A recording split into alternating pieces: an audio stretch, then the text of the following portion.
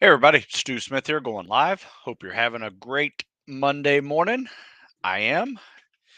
Just got through doing upper body day where we warmed up with calisthenics, went for a little run, did some lifting, went for another run, then went swimming, did some hypoxic freestyle. That was good stuff. Now, probably not really the term hypoxic is not really accurate. I would say it's more of a skip breathing get winded freestyle workout where you basically instead of breathing every 3 or 4 strokes, you extend that out to 8 to 10 strokes per breath. And you will see when you breathe less, you get more winded. So I find it just opens up the lungs and you just feel great afterwards. So part of that was kind of like the workout, and then we cool down a little bit with some treading and easy day stuff like that. But yeah, it's good. It's a good day so far. Now I got this going on, and then after this, I got to write an article. You guys give me some ideas for an article. I'd appreciate it. Um, Maybe in some of your questions a little bit later, you guys can inspire me to come up with a new topic. But before we get started, and as everybody gets rolling in here, there's something quite useful that I saw on social media. Believe it or not, you might find something useful on social media for a change. It's not all stupid stuff, but the term sober October struck a chord with me, and I was like, oh, that's a good idea. Try to do that.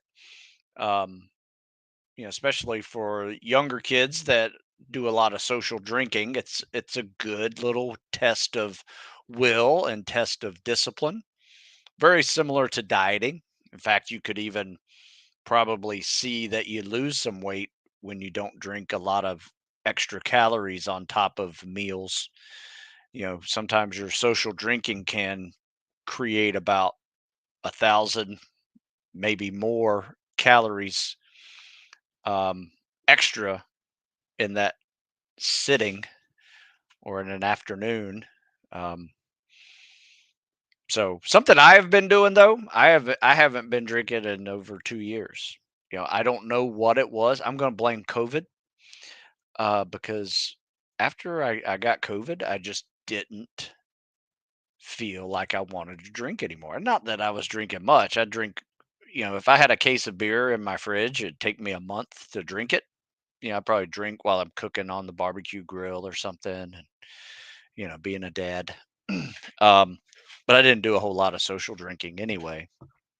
Because if I did, be honest with you, stomach felt upset and just wasn't really working for me anyway. So it just it was mostly just a social thing, have something in my hand.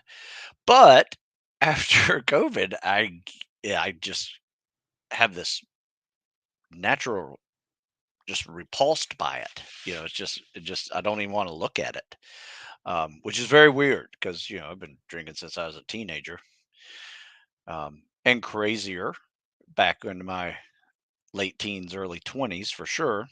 Then I got a little serious with my training, and that started focusing myself on a lot less consumption, which I think is very helpful for anybody that's trying to get their physical abilities up to a high level. It's not helping you with your training, it's not helping you with your recovery. So, really, why do it?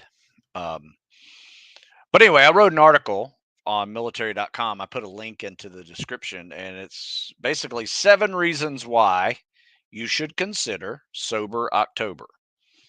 Um, Save money. Here, I'll just go through the list. I won't go into a lot of detail.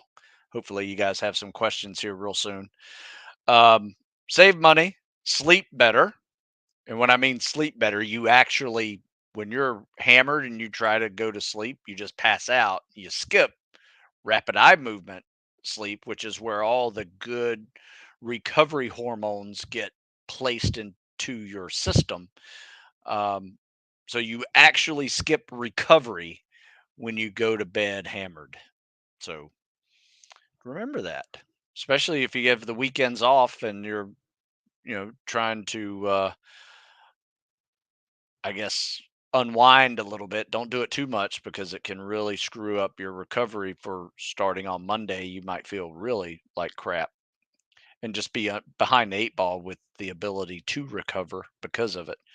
You're going to feel better. Alcohol is a depressant. I don't care what anybody says. It is a depressant. You find yourself unhappy often, probably shouldn't drink.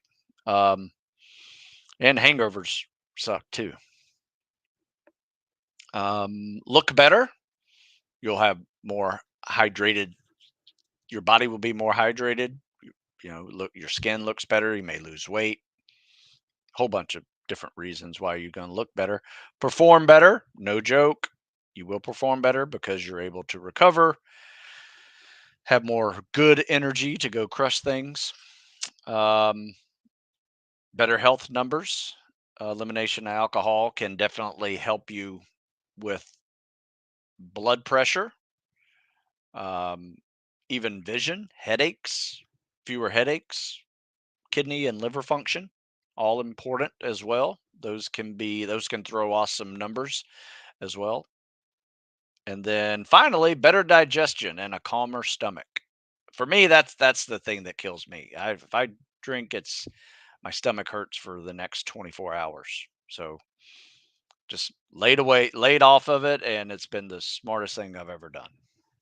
Took me till age 50 to figure it out, and COVID. So um, give it a shot. Also wrote an article. In fact, I'll put this in here for any of you guys that are young and crushing hard workouts. In fact, let me put this in here. Um, Alcohol and advanced fitness training. I'm just going to throw that in there too, because there comes a time when you should get serious with your training and take it to a point where you are eating right, sleeping right, not doing things that are just going to screw up your recovery. And drinking's one of them. So yeah, there you go. There's my soapbox on alcohol. I'm not saying don't drink, just say don't get hammered. But if you want to give it a good challenge, if you do drink regularly or just socially binge drinking, give sober October a chance. See what happens. See if you can handle it. If you can't handle it, you may want to look into. Um, you might have a problem. There's alcohol abuse is nothing new. So in a month, you can change a whole lot of things in a month. All right, so let me see. Looks like we got one comment over here. You guys send some questions. I'm happy to answer them. If I don't get any, I'll talk a little bit about my workout I'm doing this week, so you can kind of see what we're doing with our fall fitness model in our year-long periodization program. 12 Weeks to Buds program is addressing both phase one and phase two to get through the training. Right. Yes. I will say this, though. There's not weights in that workout. So if you need to lift, you might want to add basic lifts in there that are nothing that's going to be too taxing. You just want to make sure you have some strength, just to be able to handle boats over your head, boats on your head, rucking, log PT, chest carry lunges and stuff. You're going to do a lot of calisthenics of all of those. And if you just added a sandbag to the squats and a sandbag to the lunges, that will help you a lot with log PT. The the rucking, well, there's no rucking in that program, so you're going to have to add rucking to it. So there's a few things that's not in there. Um, Rucking is more, though they don't really use a lot of rucking anymore in first phase. You will see it again in third phase, and it's just a good way to prepare for running with boats. So if you get a ruck and go to a beach and run in soft sand, that is a very good preparation for running with boats on your heads. And I don't recommend doing a lot of stuff on with stuff on top of your head. You can do it occasionally, um, but it's probably safer to do more neck exercises so your neck is strong versus just pound it with a bunch of weight and trying to run with that weight on your head. That's probably not the way to get strong neck. Um, you want to build up the muscles and mass around your spine and neck muscles before you start pounding it. All right. But yes, that will get you to and through if you're coming in with a strength background and you don't need to lift. That's the big caveat with that program. Have you heard of surgery for shin splints? I've had them over 3 years and tried every. Damn. Now, I have not heard of surgery for shin splints. I have heard of surgery for something called compartment syndrome. Check that out because that is probably what it is. And there is a surgery for that. Um, but that sucks. I'm not sure why you would have that kind of issue for so long. Usually it's younger people have it until they finish growing, their bones get a little stronger. Um, it could be really poor form that is causing it.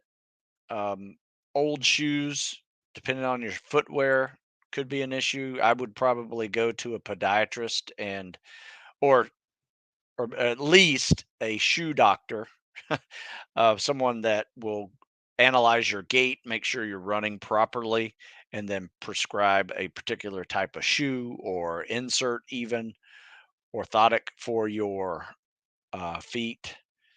Um, Not sure what you've tried, but there's could be something else. So I wouldn't get it though, to be honest with you. I would try to strengthen shins, lift some weights, do some jumping, right? And try to build up some, I guess, resiliency to the impact forces that is running. My thing is if it's bothering you for that long, you're probably running incorrectly. That's the only thing I can say. That's my guess, not seeing you be able to do it. Do they do rifle PT at buds like Green Berets do? No, I've never done anything like holding a rifle out here like this. Uh, Maybe they do now. I don't know. I don't think so. Is marathon training good for getting faster at running and volume work? I'm a non-running athlete. It's not good for getting faster. It's good for getting able to run greater distances. But to be honest with you, most people who do marathons get good at running slow. They don't get good at running timed runs in the mile and a half to 4 mile range. And they wind up, believe it or not, failing because if you're running all of your volume at 9, 10 minute miles, you're not going to be able to pass a mile and a half that's a 6 minute mile. I mean, you got to put in some speed work. Um, and you're not going to be able to pass a 4 mile or a 5 mile timed run at a 7 minute mile pace. I've seen it happen many times. So, um, my personal recommendation is to kind of do a hybrid running option versus building up all that volume. Use, and I say this all the time, use non-impact options to get your aerobic base. Run a little, so maybe build yourself up to handling 25 miles without pain, but make those 25 miles fast, not a bunch of long, slow distance runs where you're just going to wind up hurting yourself. Is what most people do that are non-running athletes. Like building up your volume, is great if you're a cross country runner. I mean, that's what they do. Sometimes some of the worst advice you can get as a non-running athlete and a bigger guy than a cross country runner is to run like a cross country runner. You have to be smarter and understand, yes, that is a way to prepare for really fast running. Build up your volume and then go into a nice steady speed transition where you're working on 5 minute mile pace, sub 6 minute mile pace for your 3 mile competition runs that cross country guys do. But if you're a bigger guy, say 200 plus pounds, I mean, you're going to feel the aches and pains of that a lot more than a 145-pound cross country athlete. So my suggestion is run less, build up your pace along the way. That's going to get you in that 6 to 7 minute mile pace range, and limit it to like 25. But you can add in another 30, 45 minutes a day of cardio where it's a little more aerobic in biking or rowing or swimming. Especially if you're going to budge, you're going to need to add swimming in anyway. So that is a great way to build your aerobic base, um, and not hurt yourself by doing too much too soon. A lot of guys just do too much too soon, and next thing you know, they're shin splints, knee injuries, foot stress fractures. Yeah, I've seen countless injuries that have happened. That. Yeah, Jackson, I don't know. To be honest with you, I'm really sorry. Unless I could see you run, um, you know, I I'm not sure what's going on. The fact that you do take medicine that causes osteoporosis, but doctor says it's only in older people. I don't know, man. It is beyond my pay grade, unfortunately, to be able to answer your question and ability to be able to answer it um, without seeing you run personally. But I have written a article with a friend of mine who comes out and trains with us, and he's a doctor of physical therapy. And he wrote this. His name's Seth, and I'm putting a link into the comment section right now. And you will see that it might have something in there for you. But that's coming from a doctor of physical therapy, which those guys I trust a lot with advanced issues of shin splints. So how can I combine my endurance and strength training? It's awkward. It's hard to do. Um, Here's the problem. If you try to get better at endurance at the same time as you are trying to get better at your strength, you will get better at neither at a rate that's probably satisfying to you.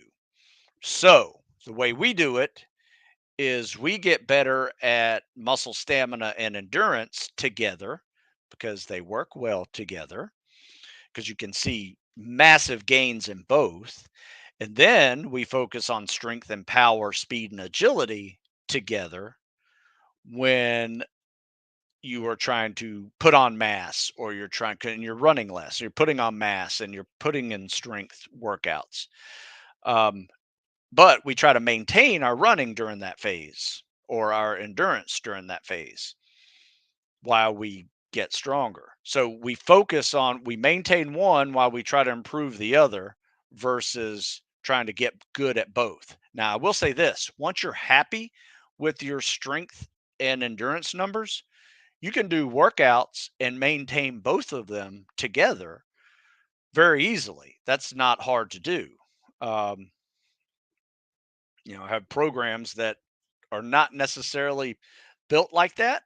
But my tactical strength, tactical fitness, they're good models for um, still maintaining both, and still improving a little bit. But anytime you're doing both of them together, they usually comes at a cost with one or the other.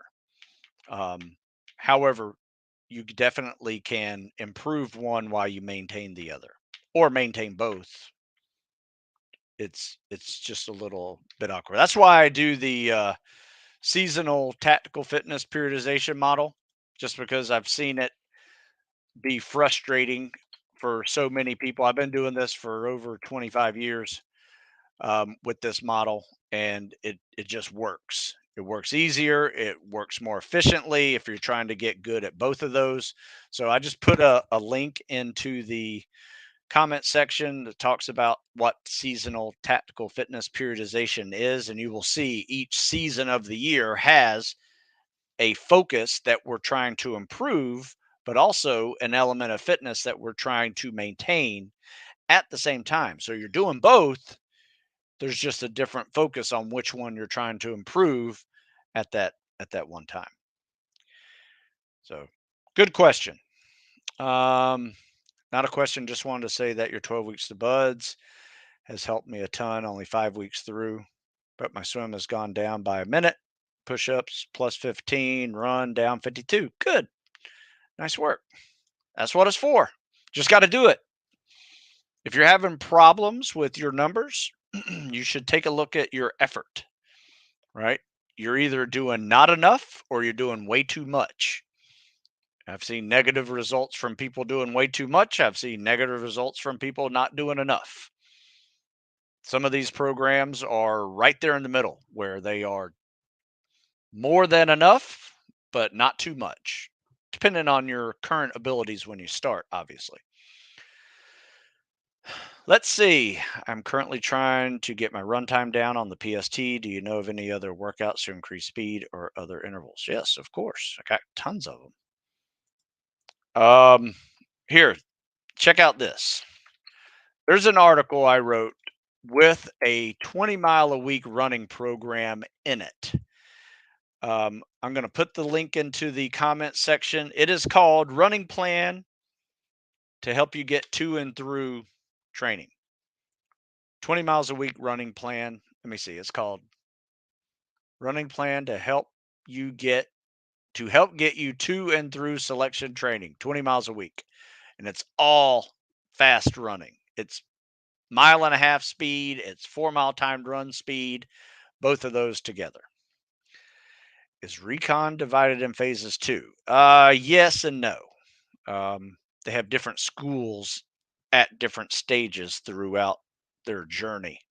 So you will see some phases within those schools, but you'll also see different schools altogether throughout their pipeline. But it's a pipeline, just like any other program. Joined the Navy at 28, been married for 4 years. Thoughts? Tough. Um, Not impossible to stay married and join the military. Difficult.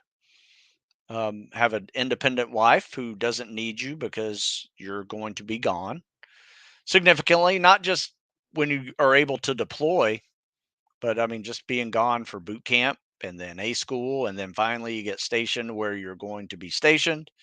If you're trying to go to buds, that's going to be another year where you have to live on base and she can't live with you. You might be able to see her on weekends if you have a place in town. But anyway, yeah, it's not easy. Then you're going to deploy 6 to 9 months a year. Um, so yeah, it's a commitment. It's a big commitment by both of you. I was in for 8 years, and by the time I turned 30, I was like, whew, um, it's a big commitment. I'm not sure I want to do 20. So everybody's different.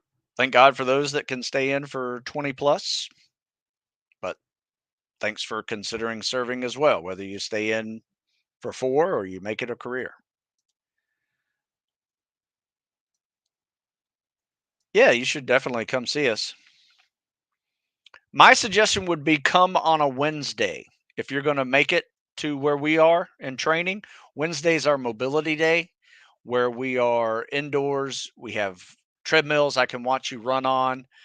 Um, and we can really focus on some of the issues that may be preventing you from healing from um, shin splints. Uh, my final question to you is, how is your ankle mobility? Swimming with fins really loosens up the ankles and get your ankles mobile. That may help you um, with shin splints, but a lot of times ankle rigidness and your inability to actually point like a ballerina, so extension, ankle extension, um, can definitely cause some issues with running, and shin splints is one of them. All right, let's see what we got here. More questions.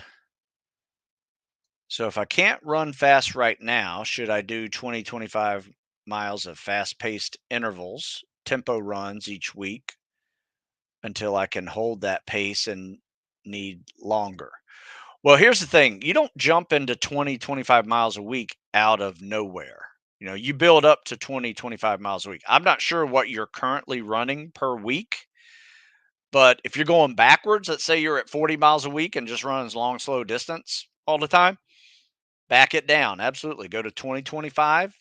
You've just now added time to be able to do other things, because running 40 miles a week slowly takes a lot of time. So, and now you're going to run 20 to 25 faster, so less time involved. Um, but yeah, you saw the workout. There's intervals, tempo runs. Yeah, open that article, read it. It'll tell you what to do.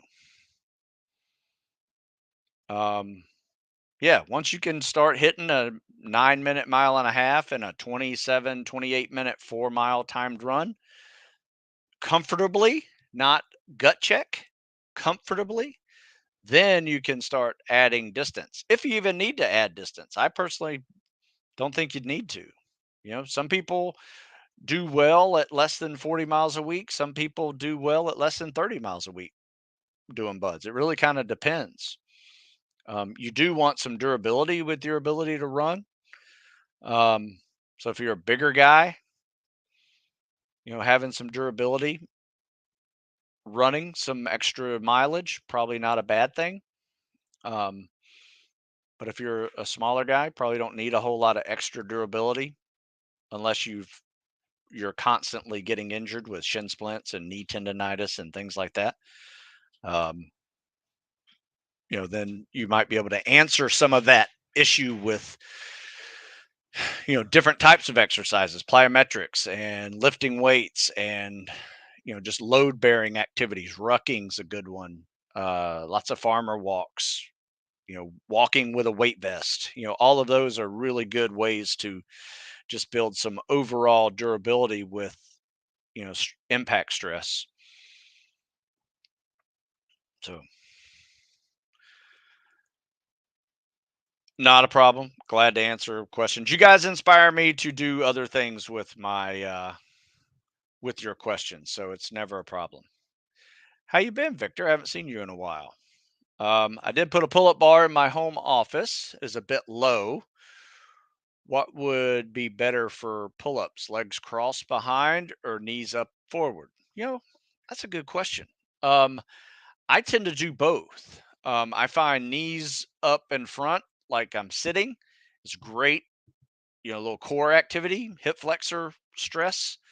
Um, but if you're taller, long arms, and your feet are touching the ground, bending behind the knees, knees behind you or feet behind you, crossing your ankles is fine as well. So I would say mix both in there. Very similar to the way you mix in different grips. Mix in different ways you hold your feet off the floor and just balance it out. Mix it up a little bit. I think variety is probably the key to all of this. I like 6 different grips when it comes to pull-ups. I like regular grip, reverse grip, prone grip, a wide grip, close grip, commando grip. I try to change it up all the time with that. And we'll also do knee ups, hanging knee ups right after a big pull up set just to test the grip out a little more. All of those are great ways to, add variety to your workout. Let's see, had some minor knee injuries as well, and sometimes have light pain while jogging. Should I stop or some light pain? Okay, I'm not a fan of any pain, to be honest with you, when you're training. Um, it's different. I will say this. I start off every run with my body yelling at me saying, "What the hell are you doing?" Right? Nothing really feels good at 6 a.m. when I'm running in the dark and it's cold outside, and those first steps to get moving, they're not very fun, right? I feel like I'm 53 years old trying to hang out with 20-year-olds working out. I feel that. Now, I will say this, if I give myself 10 minutes to warm up, just nice easy jog, mix in some dynamic stretches, good to go. No pain. So that's the indicator for you. If you can warm up and you don't feel any pain after those 10 minutes of warming up, then I would say you're good to go. If you're constantly feeling pain throughout the run, it's not going to get better by running on it. So, my suggestion would be to replace painful running with um, something that doesn't hurt, like biking, rowing, elliptical.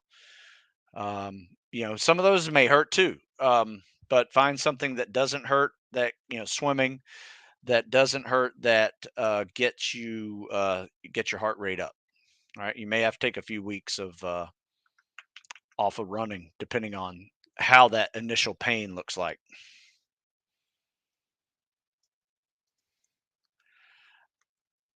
I'm sure the 53-year-old is running circles around those 20-year-olds. Sometimes I do have my victories every day in some way.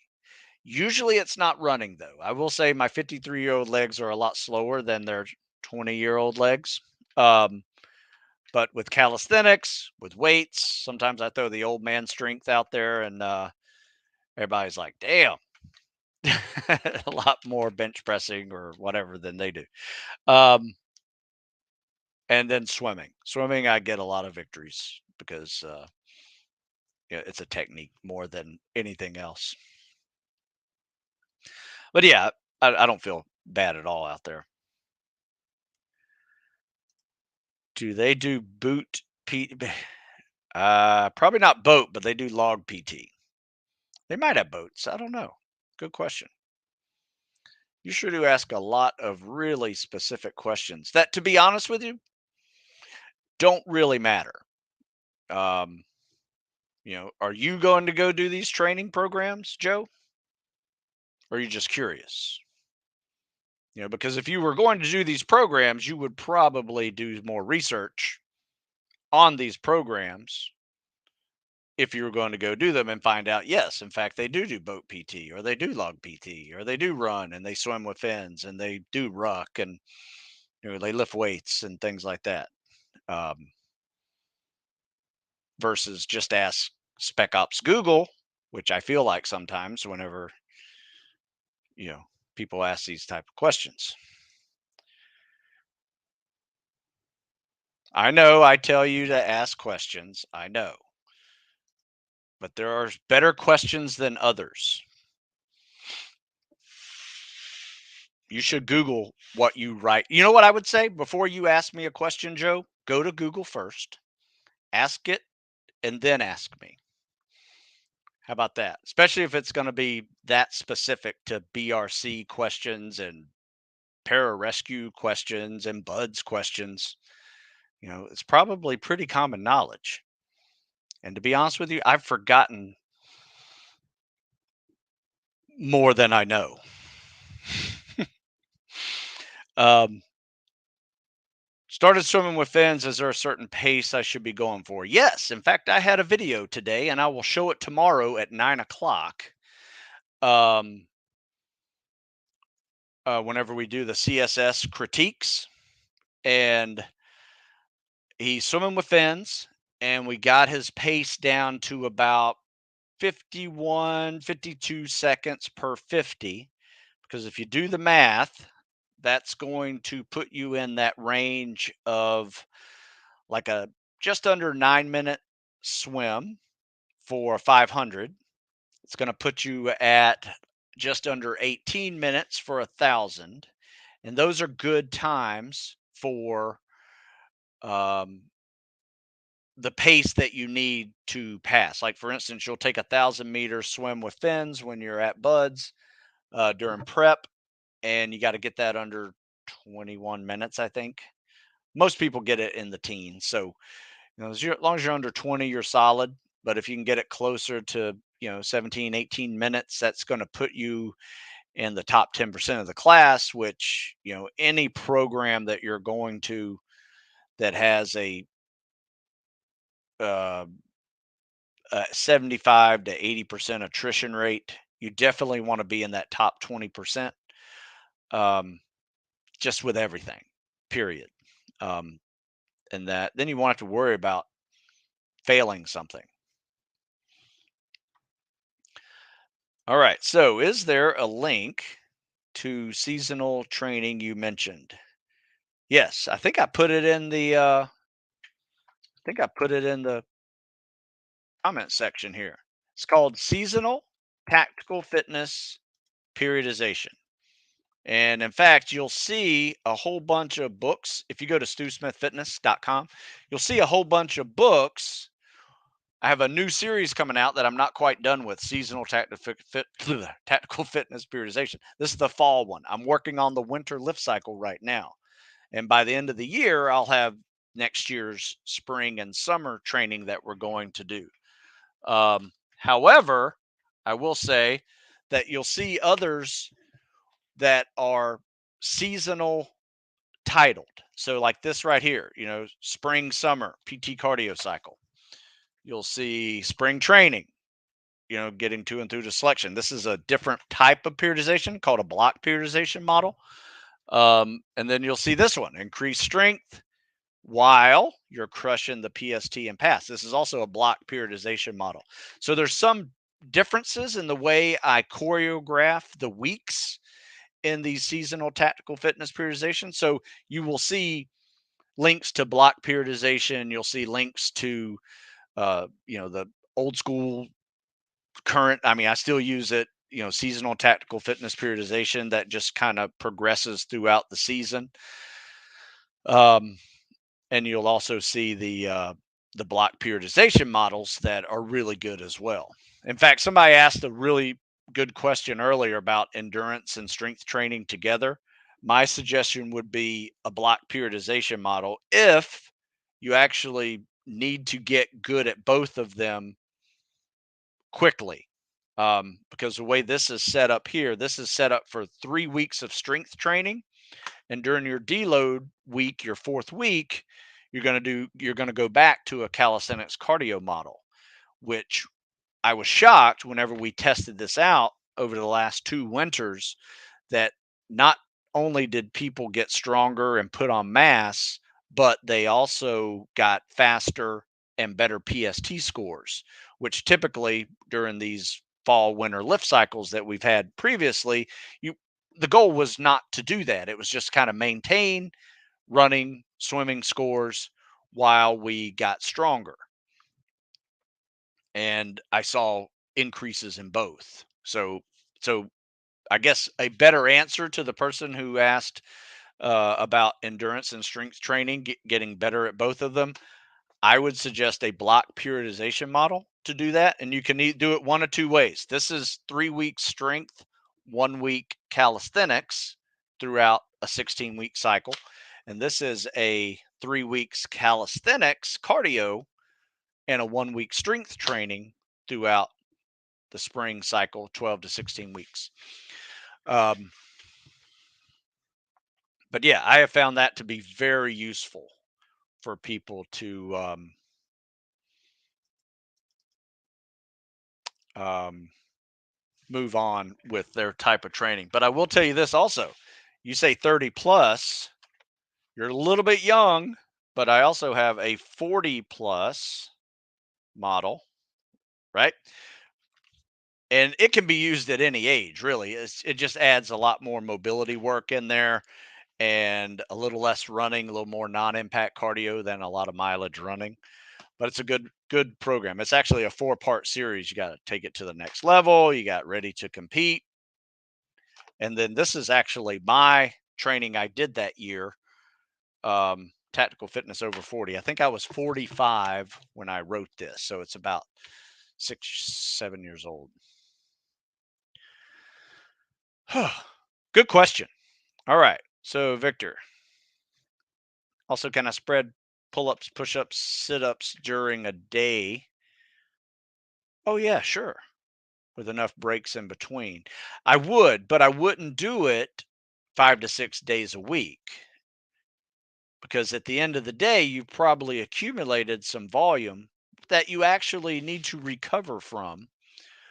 So I would say every other day max, and on the days in between, just do leg days or, cardio if you wanted to do that. But once you start hitting big volume in those exercises, daily versions of that is not recommended for long periods of time. Now, I've had some programs where I tested it out for 10 days and it actually worked. By day 14, people came back stronger in pull ups, push ups, and even sit ups just by practicing that kind of overload principle for that 10 days straight. And they took 3 days off and then tested on day 14. But if you do that for months, typically what you will see, at least in your maximum rep numbers, is, and if you're not getting tendonitis in your joints, you'll see negative results. So it's a good way to burn calories, but it's also a good way to get tendonitis and potentially overtrain. So my suggestion would just create a split routine with your body where you do upper body one day, lower body the next. And if you needed another day, you could throw in a mobility day or a cardio day before you did upper body again. But as you age, you're not going to recover in 24 hours. Teenagers can probably get away with, several weeks of it, but eventually they too will start to see the aches and pains of overuse, tendonitis typically. How long would you say to take to swim 500 meters after just learning to swim a few weeks ago? Um, just worried about my swim times aren't the best right now. Yeah, you're going to need some time to learn how to swim. I mean, not only do you need to learn how to swim, but you need how to learn how to swim efficiently. So my suggestion is to go to my TikTok page and watch right there. Don't forget, I have a page on TikTok, Stu Smith 50, same as my Instagram. If you don't have TikTok, you can go to Instagram, same address, Stu Smith 50, and just look at all the reels on the Instagram page. Because I typically, if I post it on TikTok, I'm going to share it on my Instagram as well. So you can find all those videos on the Reels section, and they're really good. And it's just a one-stop shop for finding CSS information. So my suggestion would be to watch those videos, um, and make sure you're doing it right. And if you need to, send me a video of you swimming it, and I will, be happy to critique it. In fact, tomorrow's uh, show from 9 to 10, we will be critiquing people's submitted videos. So if you have them to me, you can either DM me on Instagram or you can email me, stu@stusmith.com, and I will get that feedback to you. But my suggestion is to read this, because this is probably you right now. And it's an article I wrote that was kind of funny, but it also really works well. It's called Dude, You're Not in Swimming Shape. So if you're having problems finishing a 500, dude, you're not in swimming shape. If you're having a problem doing breaststroke pullouts for all 20 links, dude, you're not in swimming shape. and you got to get in swimming shape. So it's a conditioning issue as well as a technique issue. And that's why the 50-50 workout in that article that I just posted is a great one to practice and get better quickly at the CSS, as well as overall swim conditioning and comfortability as well. But you got to get the technique first. Otherwise, you're wasting it. Damn, Randy hitting 70 plus over there. Yeah, you're a tough one, man. You're a tough one. 70 plus, beat cancer, still getting after it. Good job, buddy. Um, any tips on building up swim stamina? I just mentioned it. That article I just posted in there, dude, you're not in swimming shape. Read that and get better at swimming. But also, um, make sure you got the technique right. In fact, send me a video of you swimming it, and I can tell you if you got the technique right or not. How many strokes it takes to get across the pool, your time to get a lap in, just overall glide speed and things like that. All of those are big indicators to me that you have the stroke down or you don't. And it's okay. We can fix it. I think I remember you saying something about a program you recommended after finishing 12 weeks to buds. Was it the tactical fitness periodization or was it another program you had? Well, before I called it tactical fitness, seasonal tactical fitness periodization, I created a program called the Navy SEAL weight training program. Um, that was probably about 10 years ago. Since then, yes, any of these seasonal winter lift cycles will be perfect for a post 12 weeks to buds training program. So think of 12 weeks to buds as kind of like a really advanced calisthenics and cardio cycle. So that would be really pretty much a spring cycle. Um, yeah, spring summer cycle. And then you have you go into a fall winter lift cycle. That's a good idea. Or you can go into you can actually go into one of these too, which is phase 2 and 3, which is kind of a mix of everything: running, rucking, swimming, lifting overhead. Still doing a lot of calisthenics though, but it kind of depends on what you need, right? If you don't need to lift, then probably this would be a little bit better because it's still focusing more on calisthenics and cardio, phase 2 and 3.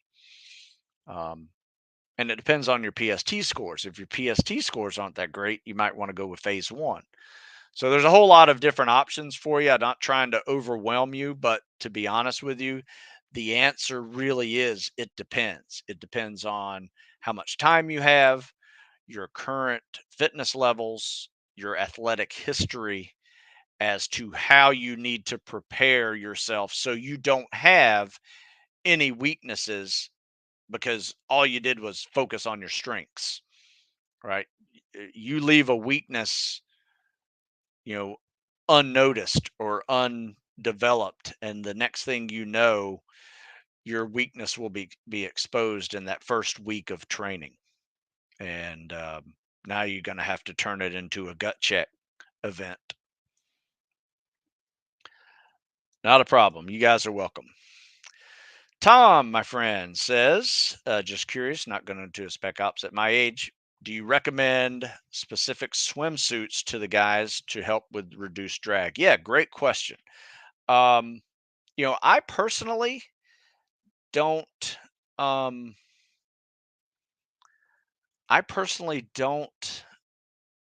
really worry about it that much. I wear like swim trunks that I also run in.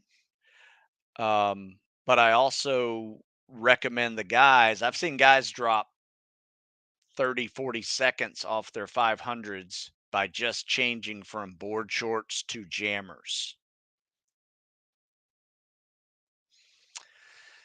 So yeah, jammer. So Joe recommends Tactical Fitness book is never mentioned. I'm not sure why you're asking that. It's a great book. Um, I just don't sell those books anymore in my store. There you can find them on Amazon. It's a great program. Um, how do we know what to trade for? Because you should do research and figure out what to train for. It depends on what you're doing there, Joe. I don't know why it's that difficult for you to understand that these type of questions you're asking right here aren't helpful. I don't even know how to answer those. So, what are you doing? And you're a grown man too. I would expect this out of like a 16-year-old kid, so come on, man. Ask something that you actually need to know. Do you need to know why I don't mention tactical fitness? I mean, I like tactical fitness. It's a great book. I just happen to, um, talk about the latest stuff I'm using. Still works if you do it.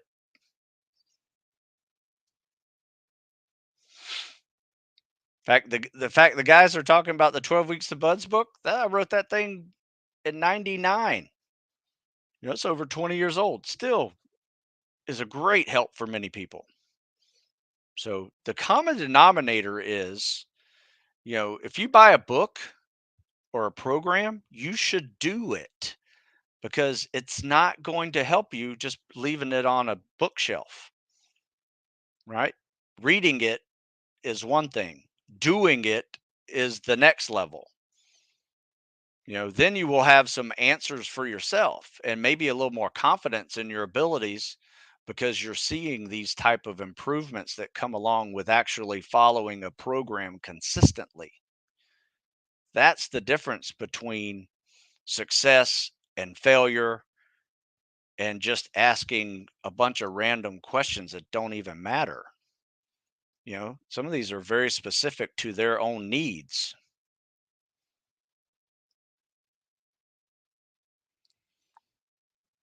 Yeah, Joe, I don't know what to tell you. I'm not trying to make you get defensive by what I'm saying. I'm just saying that what you ask makes no sense and it doesn't really matter.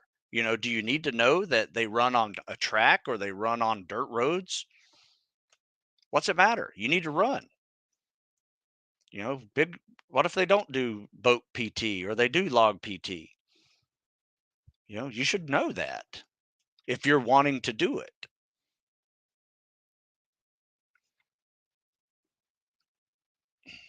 So, I'm not trying to beat up on you, Joe. I like your questions, most of them, but some of them, there's a type of question, and I'm not going to call it a stupid question because that's one, it's kind of rude, and there's a saying that there's no such thing as a stupid question. But there are questions that are not fully developed, right? And with a little common sense, you can find the answer, not waste an hour of people's time, saying, hey, maybe I should go on Google first and see what's going on here. You know, I don't have all the answers, right? I am not Spec Ops Google, right? If somebody were to come on here and say, hey, what's the vision needed to be a SEAL? I don't know. 2040, 2070, I think. Get PRK surgery. I don't know the answer, but that answer is very easy to find if you go to sealswick.com. If you go to these official websites, you can find out a lot of these answers. You might even see a PJ under a boat or a PJ under a log student. That might answer your question. Do they do boat PT?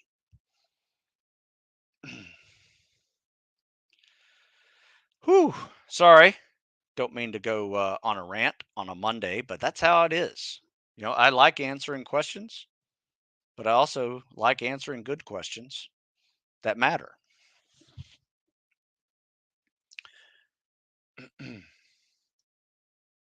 So there you go. We're at 54 minutes. Anybody has any last questions, comments? Joe, if you want to call me a dick, you can call me a dick. I feel like I'm a big dick today. Let's see. Do you have a favorite lifting program for building? Not necessarily seasonal. I mean, I've done so many great lifting programs over the years. Back when I was a younger lifter. It wasn't really a program. It was more like a bunch of 5x5s, and then there'd be a day where we do 5, 4, 3, 2, 1. Getting up to a 1 rep max. But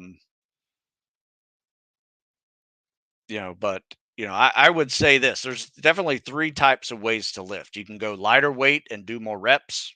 For like 3 sets of, or even more sets, even to get a lot of volume in there, like 15, 20 rep sets. You can also get in somewhere between 10 to 15 reps and still be moderately light. Then you start getting into heavier weight where you go like 3 sets of 8, old school 3 sets of 8 routine. I've probably been doing those since the 80s with Joe Weider. Um, and then you have 5 sets of 5, which gets a little bit heavier. Um, you can do what something I used to like called two pops, where every weight I did was just 2 reps until I couldn't do 2 reps anymore. That was a lot of fun. Um, but yeah, there's just so many different ways to choreograph a lifting cycle. Um, and I try to add a lot of variety into mine, whether they're the seasonal lift cycles, the SWAT workout book has a good lift cycle in there, but there's some running in there as well mixed in with it. To be honest with you, I don't really have a true lifting cycle because every one of my programs that I have that has lifting in it also has running in it and swimming in it and maybe rucking in it as well, and some calisthenics. We warm up with calisthenics and we lift heavy. So if you look at old regular powerlifting workouts, mine don't look like them, right? I used to do them, where you'd rest 5 minutes in between sets. I don't rest anymore in between sets. I'm running a lap or riding a bicycle in between sets, doing some active rest type stuff, or maybe working another muscle group while I rest a, the main muscle group I was working. So it's just a lot more volume mixed in there, at least with mine. If you're looking for a really good strength training program, um, Matt Winning has some really good ones. Jeff has some good ones too. Jeff Nichols, he does, a strength training program with very little running built into it. I just try to keep it kind of in my lane of tactical fitness where you focus on all the elements of fitness and you try not to neglect any of the other elements of fitness that you also need to maintain. Because in this world of military, law enforcement, and firefighter fitness, you have to have strength and power, speed and agility, endurance, with run, ruck, swim, depending on what you're doing, muscle stamina, a lot of high rep stuff, flexibility, mobility, grip. All of those things come into play when you're preparing for these type of jobs. And what a lot of athletics bring is kind of the opposite, where you're focusing on just a couple of these elements of fitness to be really, really good or great to make a team. Like if you're in high school, you got to be really good at strength, power, speed, and agility if you want to make the football team, right? If you want to make that in the college level, you got to be great at those. You got to be the best player on your high school team if you're going to make a college, football career out of it. And then it takes another level when it goes to the pros. So you got to be great at those elements of fitness, but you don't have to worry about, all the others, endurance, you're not going to go run 5 miles, if you're a football player. You might just for, I don't know, for fun, but, um, you don't need to swim. You don't need to ruck. You don't need to, do a lot of high repetition calisthenics. So that's the difference in some of the lifting programs from my days as a lifter to now as my days as a tactical fitness coach. So there you go. Two different worlds, but similar. Trying to work on my run time. What do you recommend? Average 10 minutes. Um, I'm not sure what that means.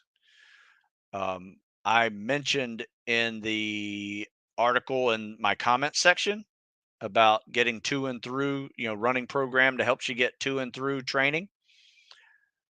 I don't know what your average 10 minutes is. Is that a 10-minute mile? Is that a 10-minute mile and a half? I don't know. So, once again, there's an example of a question that I have no answer to. I can only guess what you're trying to ask. Thank you, sir. I have some foot issues. I think it's age, amount of work, along with weather. Skipped 6 Mile Ruck yesterday to be on the safe side. Turquoise and the hair over here. Oh, tortoise in the hair. Yeah, damn. Getting a little tired already. It's been an hour. Getting a little punchy. Um, yeah, it could be, it could be as serious as a stress fracture in your foot. Just could be maybe your feet have kind of spread out a little bit as you're aging. You might need to get a wider toe box in your shoes or boots. I found that to be very helpful as I have aged, is to go wider in my shoes. Helps tremendously with typical foot aches and pains. Um, could be maybe you need some inserts too. Not a bad idea to talk to a podiatrist if you need to. But I would first start with a wider toe box. And there's shoes out there that are available, like the Ultras. I like the Zero shoes, Zero shoes, wide toe box. There's some others out there um, that are kind of minimalist type shoes, but they all have a wide toe box, which helps your foot spread. Let's see. If anyone's getting overuse injuries from impact cardio, try high intensity Tabata interval. Absolutely.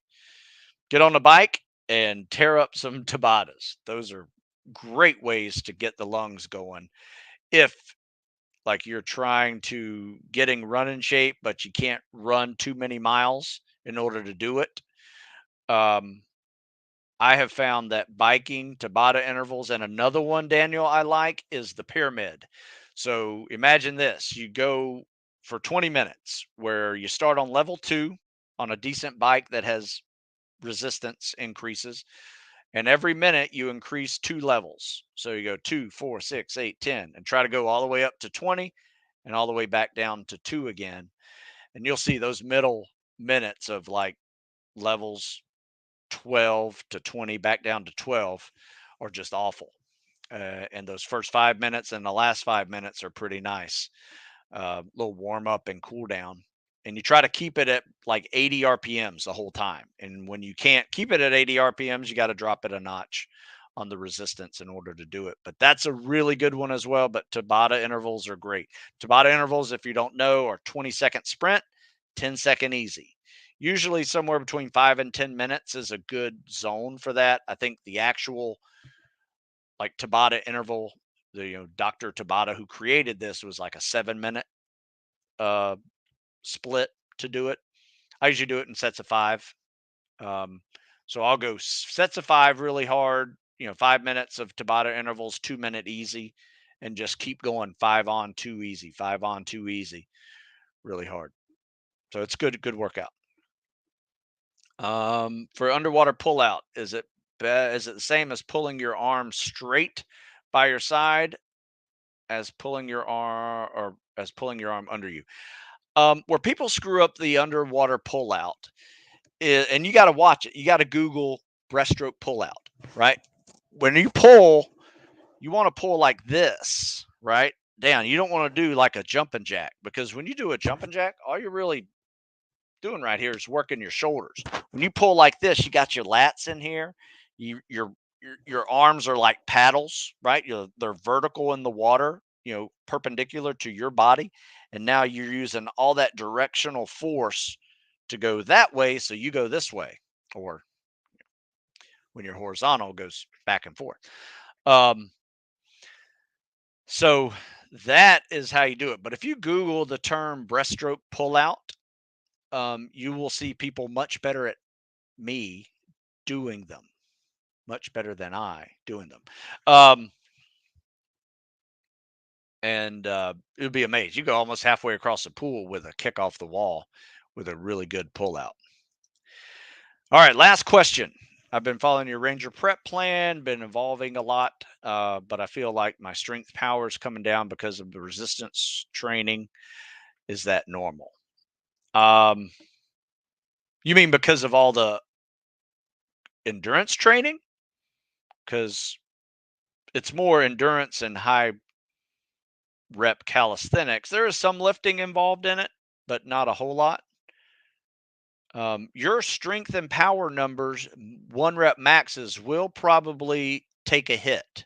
But to be honest with you, you're not going to be doing any one rep max training.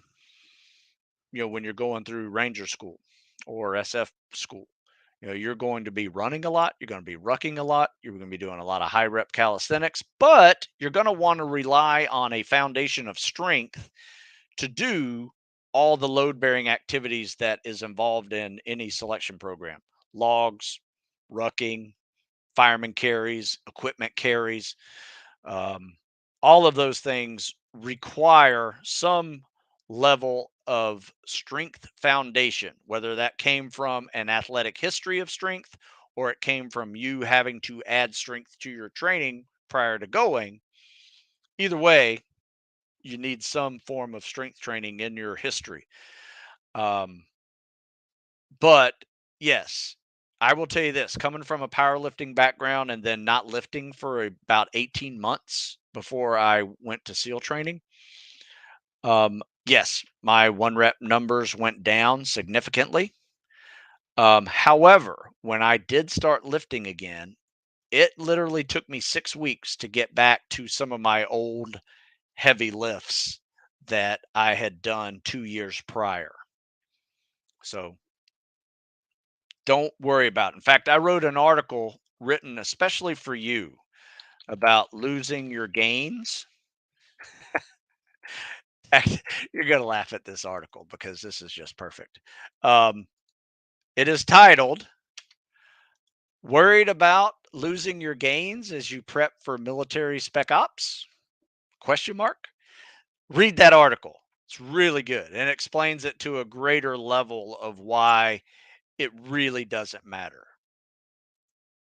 So basically, what you have to do is turn your weaknesses into a strength, and a decision has to be made in that process. Are you willing to give up a few, pounds in your one rep max to get better at the other events?